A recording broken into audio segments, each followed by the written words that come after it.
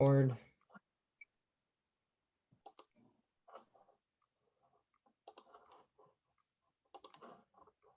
Okay, so we're going on in our sugya. The sugya deals with I know tumas keilim were very scary. The sugya deals with a lot of tumas keilim, of tumas klei cheres, and an important machloket Rashi Tosafot that hopefully we'll see today. The challenge is that learning Tumah and Tara in general is confusing. There isn't really any rhyme or reason. It doesn't seem to be. I mean, lots of people try to go ahead and make halachic systems out of all of it, and sometimes it works well, and sometimes it just doesn't work well to try to understand why certain dinim apply with Tumah and Tara and some don't.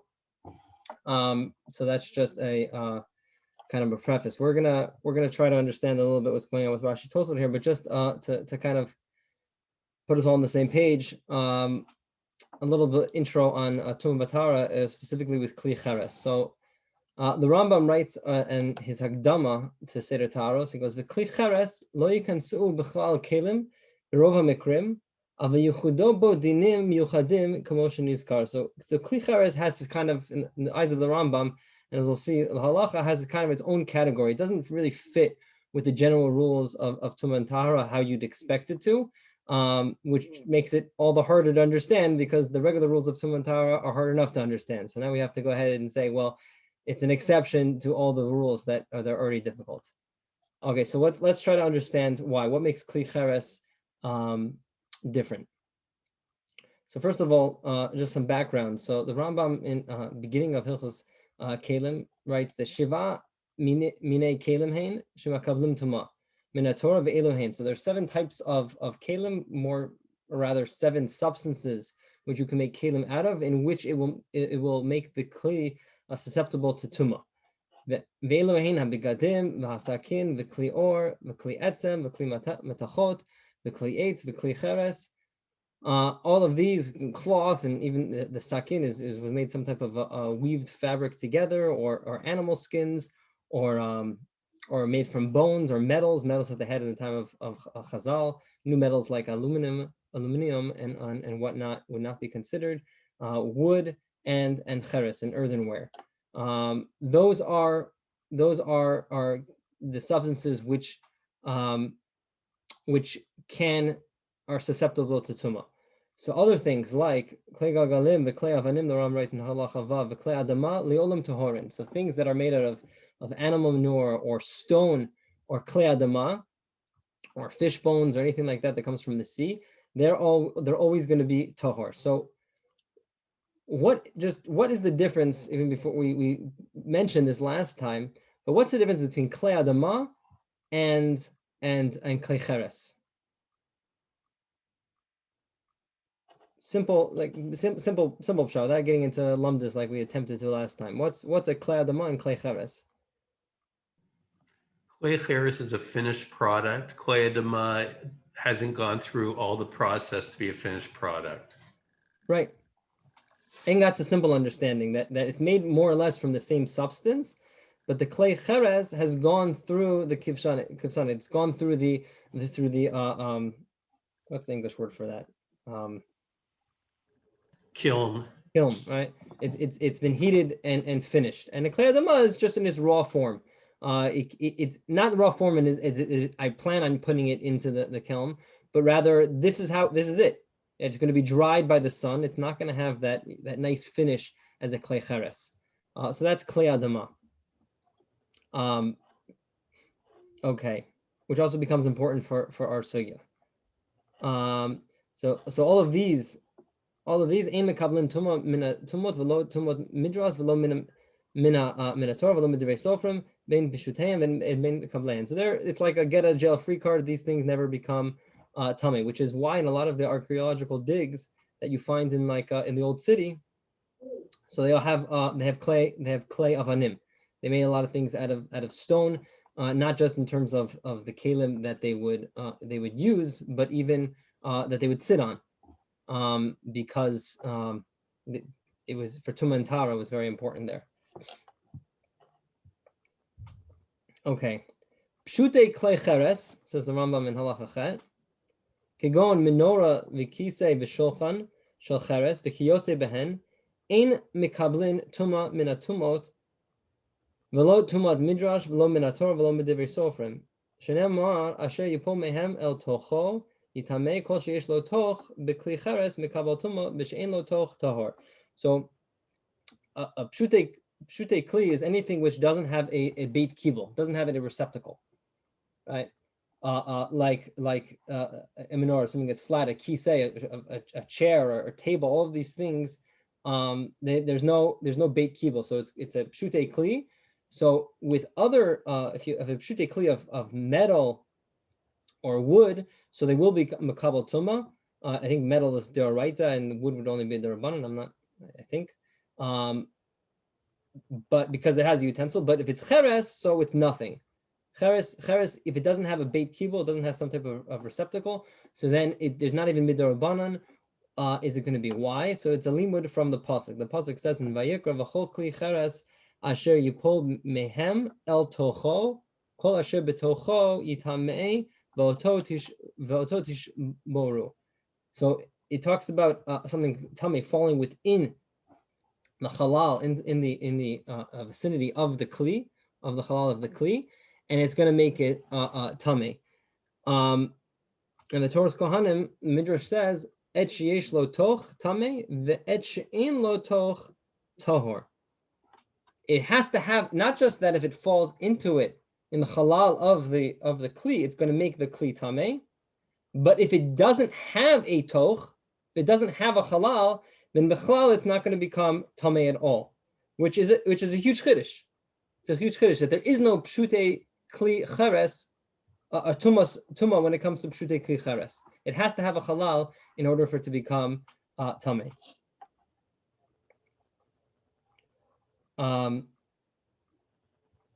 Okay.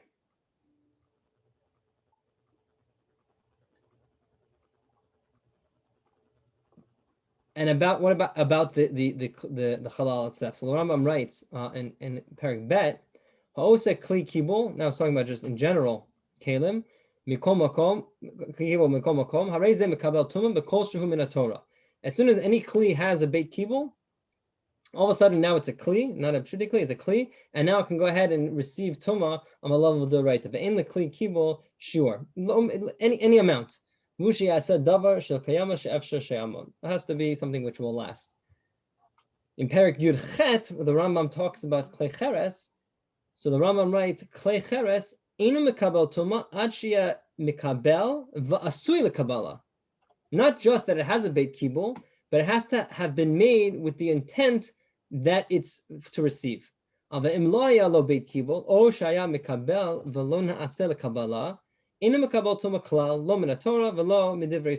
it had if it received a receptacle, but it wasn't it received the halal, but it wasn't with intent for that to receive something in it, so then it's not gonna get tummy at all, not min haTorah, not min rabbanan, and therefore the fichach hakisei v'amita v'asafsav v'amenor v'ashochem v'cheres v'shacheres v'kol keiyote behen mekeilim she'ein lahem toch einu mekabel tumah. This is reiterating what he said before, that all of these things pshutei kli cheres are not mekabel tumah. וכן הסילונות שהמים מהלכים בהם, אף על פי שהן כפופין, ואף על פי שהן מקבלין, הרי הן טהורין, מפני שלא נעשה לקבלה, אלא כדי שיצאו מהן מים. So we're talking about like you have like a kind of like a gutter. So if it's made out of cheres, so it's not made to receive it. It's made to direct the water. And so therefore, when it comes to klei cheres, it's not going to be tamei. Interesting. I don't know. There was a whole shaila. This Rav Miller wrote a book in the 50s where he tried, a very interesting book with lots of nice pictures, where he tried to make an argument that you can make, that every bathtub, anybody can make a mikvah, a kosher mikvah, in their own home. Why? He wanted to say that it wasn't mayim shuvim in the pipes. Nobody passes like that nowadays. It would make life a lot easier. Everyone would be a lot happy. All the mikvahs would be out of business, especially during COVID. It would help everybody all around. Very interesting book. You can get it online, the PDF. But I'm thinking now that if the pipes were all out of cheres, I mean, which is not practical, but then maybe everyone would agree. Part of the issue with the pipes is that there are parts that turn, and therefore they can hold water, even though they're not meant to hold water. They're still considered they're still makabel tuma because they have a beit kibul, even if it's not for that purpose. And therefore, if I recall correctly, that's part of the problem. So if we switch our plumbing system to cheres, we're good to go. We'll be good to go. There was a time. Oh, Clay there was really a movement. There was in the book, he has all these pictures of not just how you can make a mikvah, but how you can put it within your house where it looks aesthetically pleasing. You know, it was like in barrels and like behind couches. It was a interesting book, halachic book. Not just, it wasn't. Anyways, all right.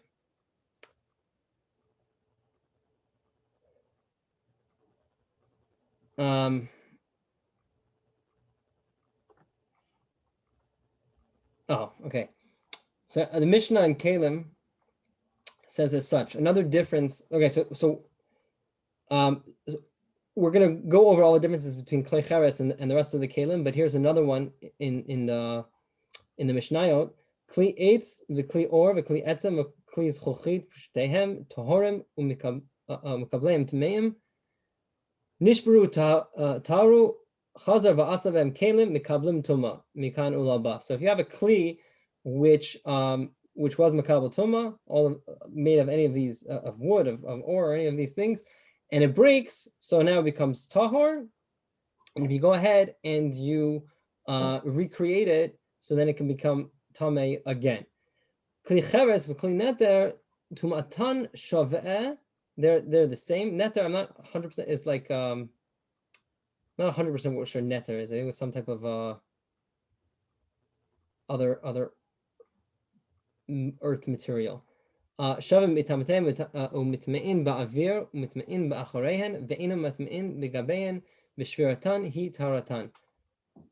Okay, so on this Mishnah, the Gra says, me'inam tzrichin toch keklei cheres, ela shia asui lekabala kamo shochan v'kiyotze bo aval klei cheres tzrich toch. So here the Gra reiterates that with all the other keilim,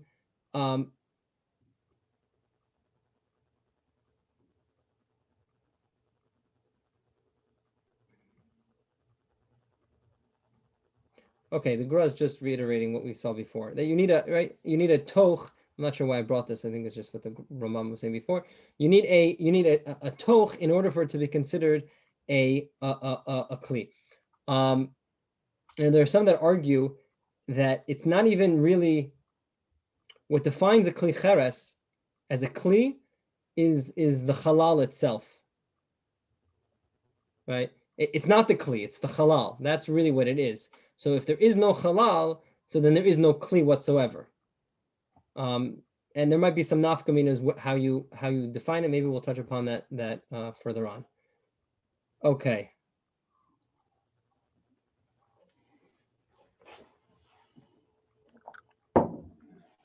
Okay, now okay. In Parak Yud Gimel, so here the Rambam really lays out the big difference, and that this will be important for our sugya. Kfar bi'arnu b'kama komot she'ein klei cheres mitame ela ma'aviro o behesed hazav. So there are different ways that a klei can come tame. One of them, and this is in general, not unique to klei cheres. In fact, it doesn't. Some of them don't apply to klei cheres. Is one way is if something that's tame goes ahead and touches the klei. Actually physically touches it on the inside, on the outside, touches the actual material of the klei. Another way is that if the tuma goes within the halal of the klei, you can just hang there, and it doesn't even actually touch the klei. And the other one is behesed hazav. If a zav goes ahead and moves it, picks it up and moves it around, so the tuma of the zav will go ahead and now transfer to the klei. Okay. So here the Rambam explains v'shar kol hakelim shenag'a behen hatumen nitma'u v'im nichnasa tum'a la'aviro Velona gabahen harehem toharin. So with regular kli, if you have a metal kli, or then if the tuma goes into the kli, only if it touches the kli does it become tameh. But just entering into the halal of the kli will not metame it. This as opposed to kli cheres. Nimsa, so he says nimsa atame bekli cheres tahor bekeilim tahor bekeilim v'atame bekol keilim tahor bekli cheres. So kli cheres, and that's what makes kli cheres the oddball out. Kli cheres works differently than all other keilim. All other keilim, it has to touch to become tameh. Being in the halal is irrelevant. With kli cheres, it's the exact opposite. Touching is totally irrelevant. It's being in the halal. Right. So inside, if it falls inside and it touches inside, it's gonna metame, but not because it's touching, because it's in the halal. And where do we learn this out from? We learn this out from the pasuk of El Toch. Toch mitocho hu mitame v'lo ma'acharav. Okay. Okay. So, so we saw differences between kli cheres and regular ones in terms of how it becomes tameh, but not just how it becomes tameh. What defines a kli that can become tameh?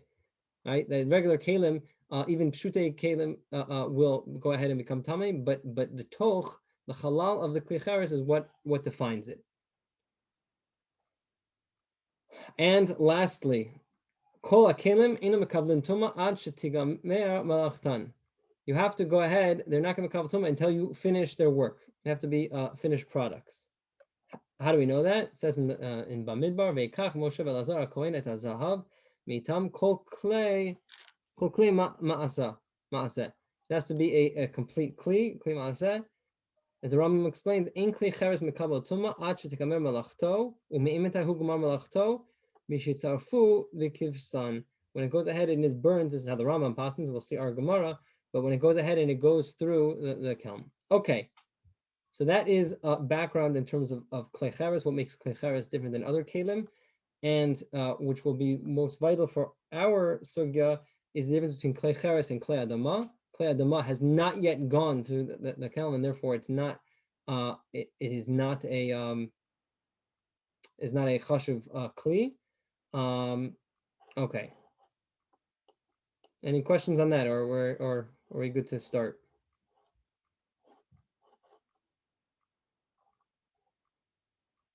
Okay, so it's been a while. It's like 3 weeks, 4 weeks. Let's go back out. We'll start from the Mishnah. In pochatin et haner mipnei shu oseh kli. So in pochatin we saw machloket Rashi Tosafot. Rashi held that we have the clay of the ball of clay. It was called Beitza, and they used to go ahead and they used to pound their fist in it to go ahead and make it into a receptacle. So this says the Mishnah, you're not allowed to do this on Yom Tov because you're making a kli, whether it's makam patish, like probably what Rashi holds, or it's bona. Either way, you're not allowed to do this on Yom Tov. Ve'ein osin pachamin b'Yom Tov, and you can't go ahead and make coals on Yom Tov. Rashi explains because the coals were used as a kli in a sense to go ahead and for the goldsmiths, for the workers that are working with metal, they were used it. That's from last time. Ve'ein chotin et ptila, you can't go ahead and you can't cut the wick into two. Rabbi Yehuda omer chotcha ba'or, you can go ahead. Rabbi Yehuda says you're allowed to go ahead and cut the wick with a fire.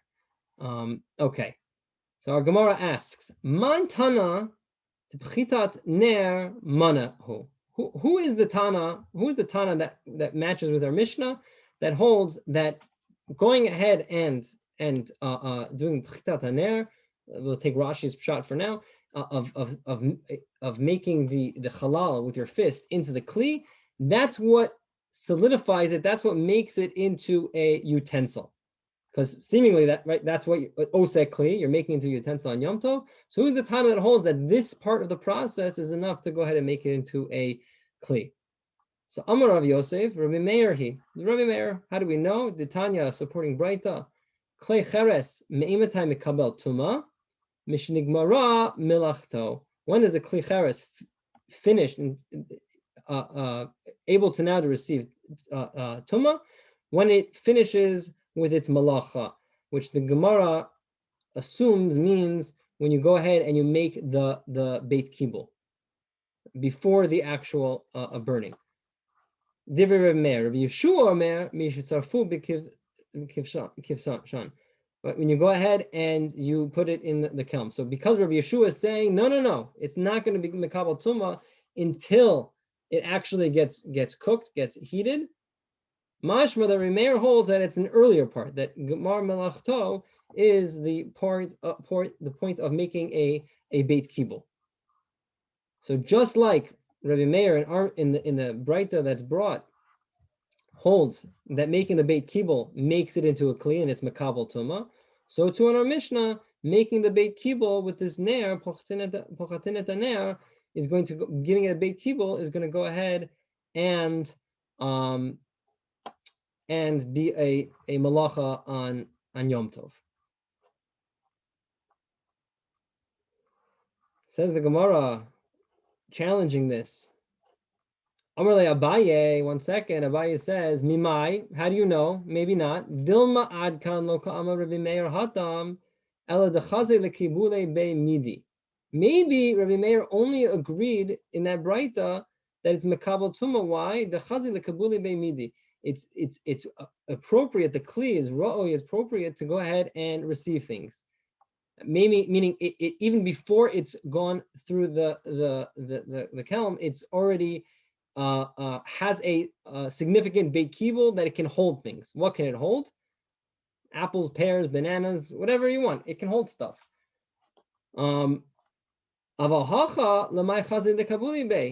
But here, sorry, my chazi. But here in our Mishnah, what is it? What is these little things that are the ner? What is it appropriate to hold? The assumption is that you're talking about something that's so small, so the only thing that it's good for is to hold a liquid, right? Like the oil for the lamp. And if it hasn't gone through the heating process and it hasn't hardened, so then you put in the oil, it's just going to seep right through and come out. It had to go through the kelm in order to go ahead and harden. So therefore, its beit kibul is basically, if it's a small kli, argues Abaye, its beit kibul is insignificant, and if it's and maybe Reb Meir only holds a big kli has a significant beit kibul, even if it doesn't go through the kelm, because it's still is big and it can hold solid items. So that is an attempted rejection of Abaye, and the Gemara answers the kibule be pshiti. No, not true. It can go ahead, even the small thing, even the small beit kibul, it can hold small things like coins or safety pins or something like that, and therefore even Reb Meir would agree in that case. Okay, so that was the first part of the Gemara, suggesting that Rabbi Meir is the Tana of our Mishnah. Now the Gemara is going to suggest something else. Igada Amri, there are those who said it like this. Amar of Yosef, Rabbi Elazar bar Tzadok he. The Tana of our Mishnah is Rabbi Elazar bar Tzadok. How? Ditnan. Now we learned in a Mishnah, alfasin charaniot tohorot ba'ol hamet utmeot b'masa hazav. Okay, what are these alfasin charaniot? This is going to be our sugya. What are alfasin charaniot? Let's look at Rashi.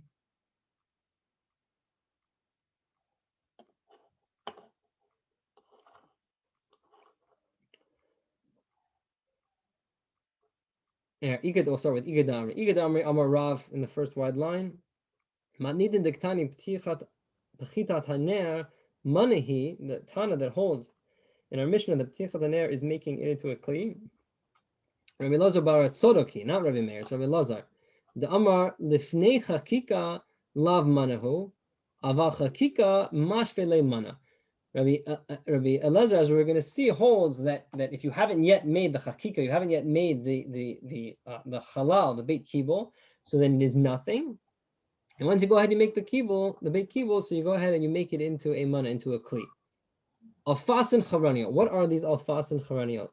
So Mefarish L'Kman, we'll see. He says the Gemara is going to explain. The Gemara does tell us what it is, but it's not very helpful in the wording that it uses. So let's see what Rashi says.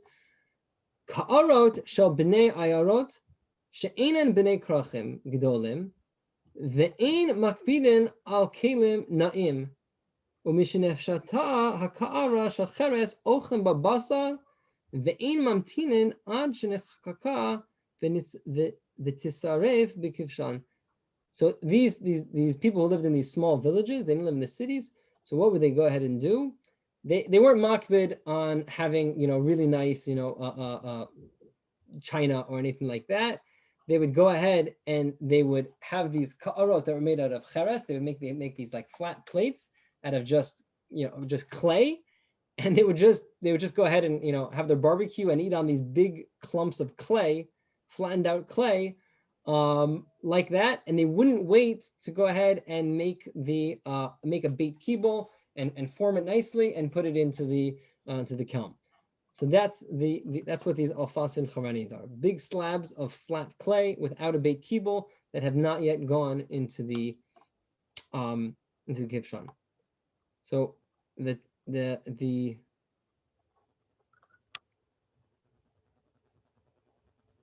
Tanakama holds that these alfasin charaniot tahorot be'oel hamet utmeot b'masa hazav. Tahorot ba'ol hamet is number one, and tmeot b'masa hazav. So what is that? Rashi says tahorot ba'ol hamet to the gabe ol hamet be'inyan toch.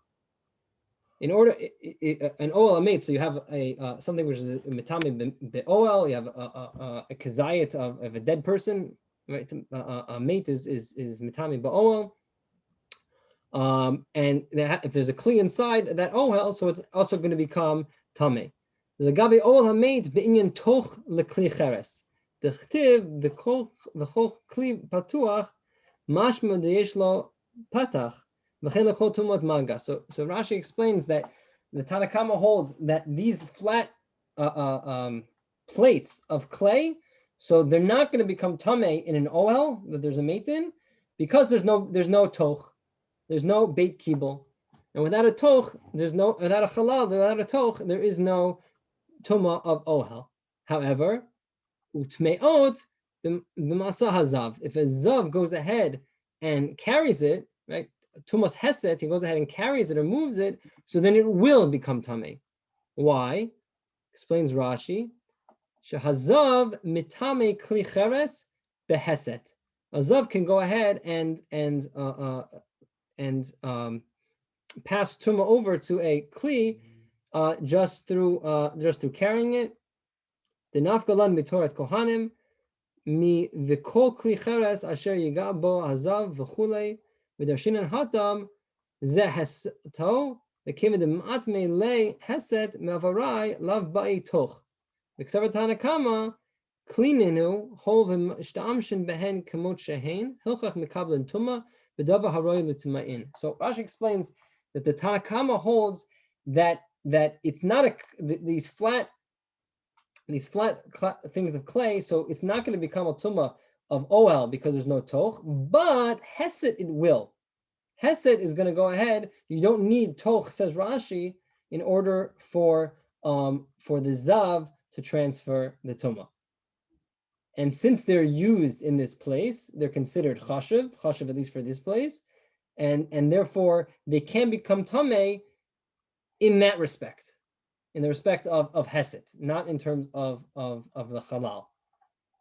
Okay, that is Rashi's explanation of alfasin charaniot and the Tanakama. Okay.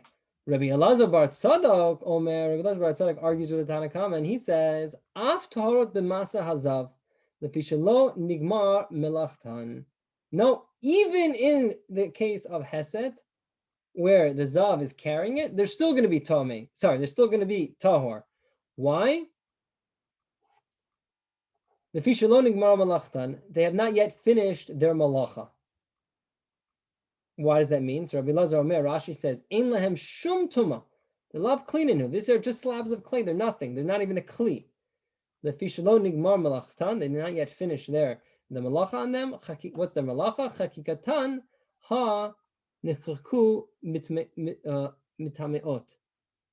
Right. So it has to the nigmar malachtan means it has to have a chala. It has to be a chakika. So now Rashi explains, so how do we learn from this? How are we trying to say that Rabbi Eliezer, Rabbi Rabbi Eliezer is the Tana of our Mishnah. Rashi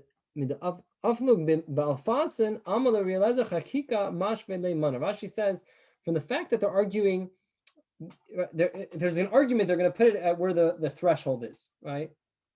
The fact that they argue on these keilim, in which all that's lacking, what's lacking is, there are two things that are lacking, right? There's lacking the beit kibul, and it's lacking the going into the kelm. Right? The fact that they put the argument at before the beit kibul is mashma, says Rashi, that just one step later, Rabbi Eliezer would agree, right? Because if you wanted to show where the gvulot of the machloket are, so we put it at the very end. So what's lacking is the beit kibul, says Rashi, and that seems to be the pshat of the Gemara. What's lacking is the beit kibul. You don't need it. Rabbi Eliezer holds you don't need it to go into the kelm in order for it to become a klei. Just the chakika itself, just the beit kibul is enough. Okay. I'll finish with this little part of the Gemara, and then we'll see Tosafot, who has a very strong kasha on Rashi. Okay, so the same attempted rejection we have here. Amarle Abaye rejects this. He says, "Wait 1 second. Dilma ad kan lo ka'amar Rabbi Eliezer b'Rabbi Tzadok hatam al chaz lekabule beimidi." Maybe Rabbi Eliezer only there said that they're makabel tuma because they're big. They can go ahead and receive something. Aval hacha l'may chazi lekabule be. My chazi, what are here? Is it our little things? What are they good for? The kabule be pshiti. No, they go ahead and they're good for collecting coins. So these do have some type of use. Tana Rabbanan taught in the right that ein pochatin et haner ve'ein osin alfasin charaniot b'yom tov. Rabbi Shimon ben Gamliel matir ba'alfasin charaniot. Rabbi Shimon says that you're allowed to make these alfasin charaniot. Why? Talk another time about that. My charaniot. What are these charaniot? Amar Rabbi Yehuda araniot. They're araniot. Okay. My araniot. Amar Abaye tse'eh chaklate. What does that mean? So Rashi explains exactly what he said before, that actually doesn't say anything here. They are the plates of the villagers. What are the plates of villagers? So that's what Rashi said before in terms of these flat slabs of clay. Adkan, the Gemara, according to Rashi.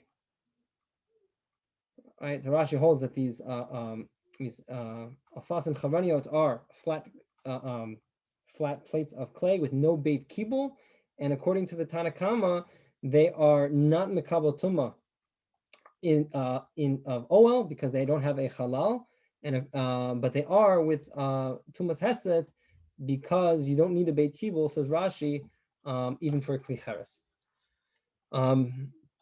Any questions on that part? I know Tuma and Tara is not malasot, it's part of Shas. I was extremely tempted to go ahead and jump to the next daf with binyan b'keilim. There's a wonderful sugya there, but I felt you guys spent 10 years on Beitza. How could we not do it properly? So, all right. Tosafot has a very strong kasha on Rashi. Tosafot says as such. Tosafot brings Rashi alfasin charaniot taharot ba'olamid. Perish Rashi karat shel ayarot ve'ino makbidin al keilim na'im. Just quoting Rashi umiyad shenit pashet hakli shel cheres ochlin ben. As soon as they just spread out the clay, they would eat on it. I can't imagine this was very healthy, but I'm sure they had other health concerns than just eating on clay. Ve'in mamtin ad shenit chakaka v'nit tisaref ba'esh. They didn't wait for it to go ahead and be indented to have a beit kibul and burned in the fire. Ve'hein tarot ba'olamed she'en lahem toch. They don't have any halal, so there's no toch, so therefore olamed is not going to be tamei. Binyan klei patuach b'tmeot b'masa hazav. Binyan klei patuach utmeot b'masa hazav, but it does get tamei when it comes to a zav, a carrying of a zav. The hazav tamei klei cheres b'haset. A zav can go ahead and transfer tuma with just carrying it. Enough galad mi klei cheres asher yigabo be'ezeh magash. Okay. V'tema says Tosfos. Whoa. 1 second, Rashi. No, you're pulling a fast one on us. The whole the ein lahem toch, since they don't have, there's no toch, they don't have any halal. Heichi mitami behesed. There's no, if there's no toch, so then there's no hesed. They work one and the same. Ha'amrinan kol she'eno ba l'chlal maga eno ba l'chlal hesed. There's a Gemara which we will see that says that if it doesn't come to maga, it can't have tumas maga. So eno ba l'chlal hesed, then it also can't have tumas hesed. One is dependent on the other, or rather, tumas hesed is dependent on maga. I don't know; it doesn't work the other way around, right? So then it just doesn't work. Then if what alfasin and charaniot are just these flat plates, so then if they're flat and they don't have a toch, so they're not going to become tamei at all. They're not klei cheres. They're just klei. Klei as in English, C-L-A, right? Not klei as in Hebrew. That worked against me there. Okay. So therefore, what does Tosfos say? The Lachach Perush Rabbeinu Tam therefore explains, Charaniot yesh lahen toch. They do have a toch. They have to have a toch. There's no way to explain it. They don't have a toch. Ela shemechusot lemala v'omdot lipateach. They. I'm not 100%. I mean, I understand what he's saying. I can't visualize it. They have a toch, but the way that I understand it is, it's like this. They made like a clay of ball. A ball of clay with something empty inside, right? They like dug out the inside and then they closed it off. It's recessed. Sorry? Recessed. Recessed. What do you mean? It's lower down and covered on top. It's like a little trap. Well, I assumed it was just. I assumed what they were doing was they made the klei, they took out the inside, and then they put back on the top and kind of, or sealed it somehow. I don't know how they emptied out the inside while keeping it closed. Like I think nowadays, like I think paper mache, like you would put it around the balloon, right? And then you pop the balloon and you get rid of the inside. I don't know how they did it with clay. But whatever, it was closed all around, and it had a toch. And in the future they were going to go ahead and open it and make like that's how they were going to make the cover for the pot. They were just going to kind of cut the top off. And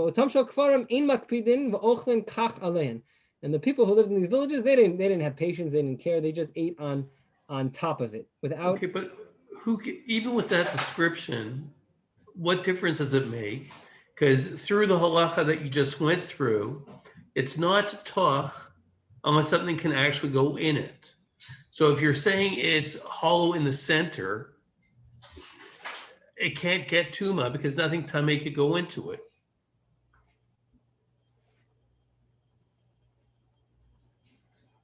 So Tosafot says because it's ve'omdin lipateach, because it's going to be opened. It was made with the intent to be open, so we consider it retroactively as it has the toch now. Okay, it's you defined before that what makes it mekabel tuma is the fact that something is there. That something tamei in there. Right. So here it has a toch. You're right. It's not accessible. But Tosafot says, in a few lines down, the omden lipateach, since it's going to go ahead and be opened, so it's already considered the inyan tuma as it has a toch now. Right? It's almost like I don't know, like with dine of karbanos, right? What's it called? Roy blila, right? For the karbanos, you need to go ahead and mix the karban mincha. You have to go ahead and mix the flour with the oil and mix it all together. And but the din is it doesn't actually have to be mixed together. It just has to be able to be mixed together. And once it's able to be mixed together, it's considered as if it's mixed together. Why? Didn't kachim, right? It's similar thing. I think it's like a similar thing here. Since it's not just that it's ro'yu, but it's a person has the intent to go ahead and open it. So Tosfos is assuming that it has a it's like it has a toch now. I'm not saying what Tosfos is saying is so simple, but Tosfos is stuck between a rock and a hard place, right? Tosfos is saying you need to have a toch in order for it to go ahead and have hesed, but it can have it in order for it not to be mitami ba'oel, it can't, right? So it's like, I agree with you, it's a catch-22 in a sense. With tumat tara, I'm not going to go ahead and we'll try, but if it doesn't work out in terms of svara, it doesn't work out. This is why they don't learn kachim and in the yeshivas. It's a little harder. Okay. In Brisker yeshivas, they do. Yeah, but I don't know how much lumdus, and there they also create lumdus out of where there isn't lumdus, so it's Right. all right. Didn't Rabbi Lichtenstein learn keilim? I think he has a whole pirish on keilim. Rav Lichtenstein, I would Rav Lichtenstein. Allah salt. It's like the shach in your daya in Hills Kashrut. So the shach, when it talks about tefillas keilim, lots of times talking about, the shach just writes ayin keilim, right? Just like if you want to understand what this is, just look in keilim. Like either we know what he's talking about, where in Maseches Keilim I'm supposed to understand all of these things. Okay. So Tosfot's kasha on Rashi is the following, right? V'tema hol ve'en lam toch hechin b'tamei beheset ha'amrinan kol she'ena ba l'chlal maga ena ba l'chlal hesed. Tosfos is saying anytime you need to have tumas maga in order to have a hesed, and in order to have tumas maga you need to have toch. There has to be toch. Okay, so that's a really strong kasha on Rashi because it's a Gemara, right? The Gemara here is verse 16. In Chulin Rabbi Kiva Omer Hanogeh v'noseh. The pasuk we'll look at in a minute. Et sheba l'chlal maga, ba l'chlal masa. Lo ba l'chlal maga, lo ba l'chlal masa. It has to. You need to have the tumas maga, the ability for tumas maga, in order for it to come to masa of hesed. So, I mean, what does Rashi do with that? That's pretty it's pretty strong kasha. It's pretty strong kasha.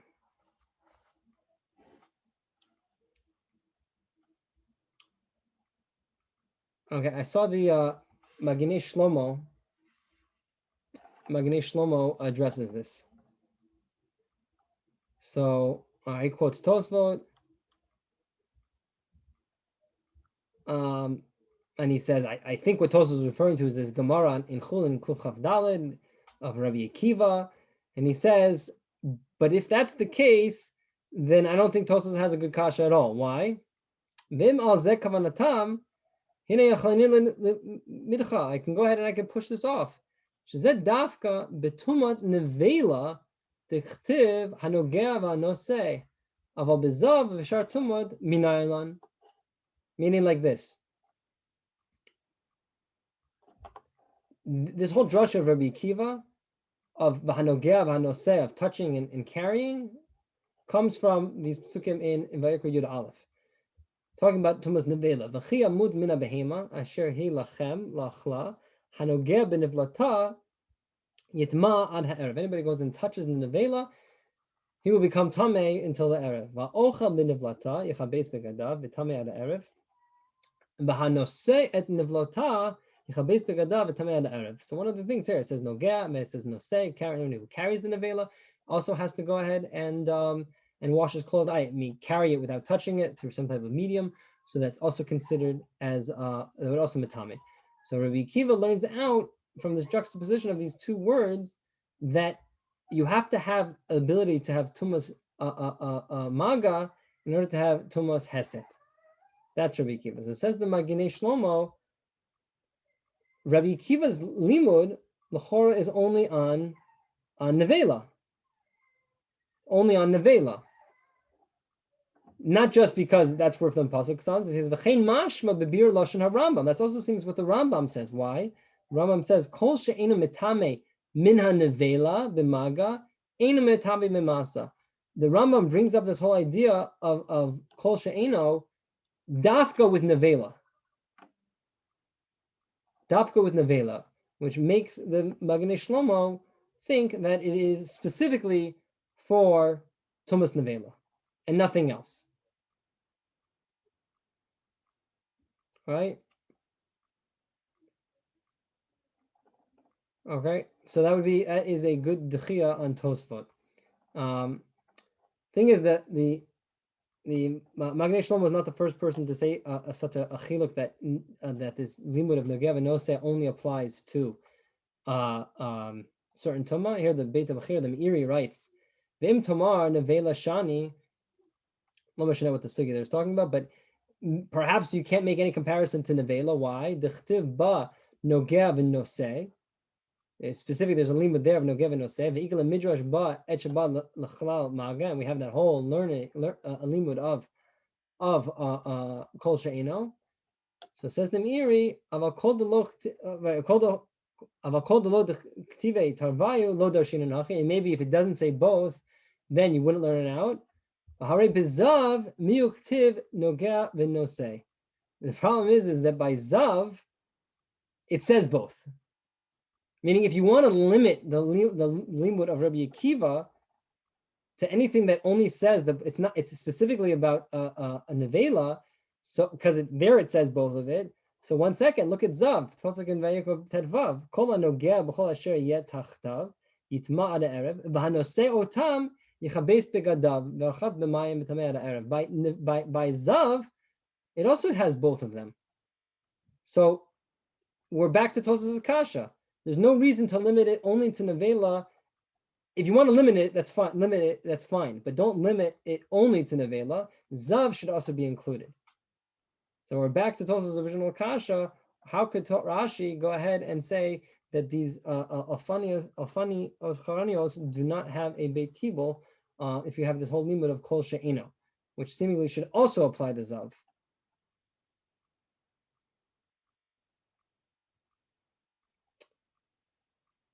Okay, anyone want to suggest an answer? Or we've given up on Tumantara? Do you see any differences between the way that Hanogev Anoseh is used in the two contexts of Nevela and Zav?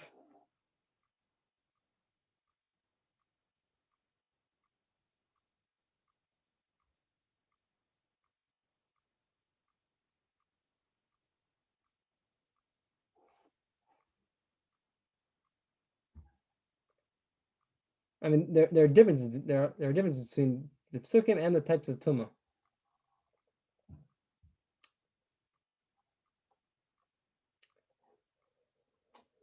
One could say like this: where the Gemara is making a hekesh between Rabbi Akiva is making a hekesh between Nogev and Noseh. Just like you need to have the first one in order to have the second one. One could argue that it really should only be. It's not just that it has the words in the pasuk. Zav and Nevela happen to be unique, that they both have the words, but that's not enough. Because Nevela, both of those words are talking, they're referencing the same thing, right? They're referencing the Nevela. There's one piece of meat, right, where somebody touches it or someone eats it, so this is the din. But by Zav, they're not really talking about the same thing. Chol hanogea b'chol asher yet tachtav yitma. Anybody who touches chol asher yet tachtav yitma, anything that touches underneath it, underneath the zav, will become tamei ad ha'erev. B'hanoseh otam yechabes bigadav v'rachatz b'mayim.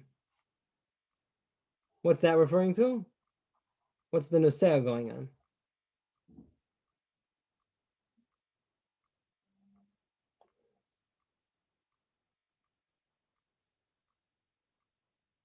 It's a Rashi on the Torah. Rashi already makes the chayv. B'chol nageh b'chol asher yeh tachtav shel zav bal limeid al amarkav sheyeh nogeh bo tamei. Anything that the zav rides on that's underneath the zav, it will become tamei. V'anoseh otam. What does Rashi said? Et kol ha'amur be'inyan hazav zavo v'roko v'shichvat zaro. Anything that comes from the zav and somebody else carries, they're going to become tamei. So the words nogea vanosei, they aren't going on the same thing at all. But by nevela they are. So therefore, Rabbi Akiva, the hekesh that Rabbi Akiva makes and the limud that he makes with nevela, lav dafka, we would apply it also to zav.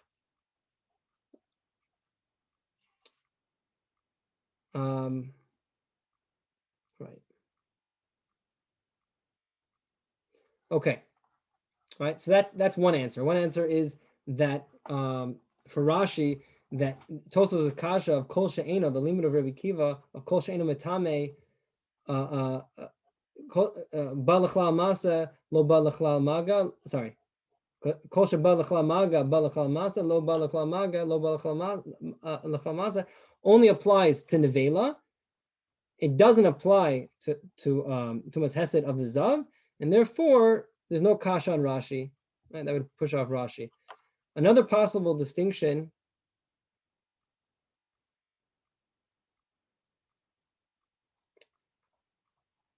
is Marsha kind of explains. He says this: she'ino ve'et she'ino ba l'chlal maga, ino ba l'chlal masa. Perush ino ba l'chlal maga kahach de pachim tanim v'kach kuliot the perek haor va'arotev she'ino ba'in klal li'idei maga. Aval davar sheba li'idei maga ela she'ino ba li'idei tumas maga shaper ba l'chlal masa. Kamo beit hastarim. Meaning, the Marsha goes in and he says you're totally misunderstanding what it means that it comes to touch. It doesn't have to. It doesn't have to. It's not an issue of tuma, right? He says like this: Avadavar sheba li'idei maga ela she'enu ba li'idei tumas maga. He's making a distinction between maga and tumas maga. You can have a toch in which there it does ba li'idei maga, but there's no tuma, right? So he's saying on that there could be tumas hesed. It's the tumas maga that he's talking about. That's what Rabbi Akiva is saying. It has to become to tumas maga, not just maga but tumas maga. So accordingly, our plates, so they don't come to tumas maga because they're made out of cheres. Right, but there is a maga. Right? They are touchable. That's what the Marsha is explaining. Okay. Anyways, that's just a little bit on the machloket between Rashi and Tosafot on alfasin, charaniot, a little bit on a little bit on tumas keilim, understanding the difference between klei cheres and other types of keilim. I know it's not the stuff that jumps us to wake us up in the morning and say let's learn tumas keilim and klei cheres, but it's part of Shas, and you're gonna finish Beitza no matter how long it takes us, and we're gonna do every single sugya as difficult and sometimes odd as they appear. Okay, Yesher koach everybody. Shkoyach. Shabbat shalom. Shabbat shalom.